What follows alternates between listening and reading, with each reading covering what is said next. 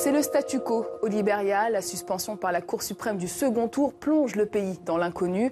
De nouvelles stratégies politiques se dessinent et la présidente sortante, Ellen Johnson Sirleaf, est entrée dans la danse. Le point avec Frédéric Schneider. Elle tente de calmer le jeu. Après 12 ans à la tête du pays, Ellen Johnson Sirleaf s'apprête à passer la main dans la confusion. La présidente a rencontré des responsables de la Commission électorale nationale à son domicile avant le premier tour.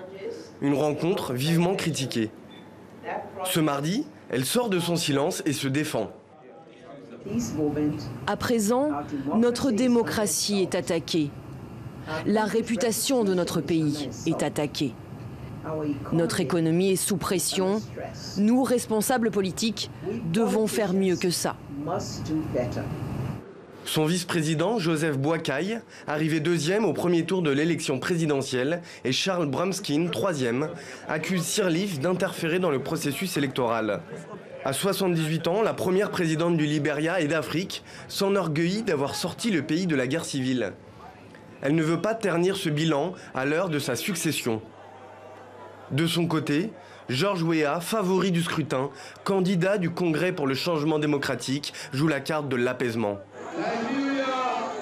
Le Libéria est ce que nous avons. Vous avez été calme, je dois vous remercier. Continuez d'être pacifique pendant que nous suivons la procédure officielle. Depuis l'interruption de l'élection juste avant le deuxième tour, l'incertitude électorale excite les ambitions. 4 candidats, dont Joseph Boakai, ont décidé de s'unir contre la candidature de George Weah. Ils dénoncent des irrégularités.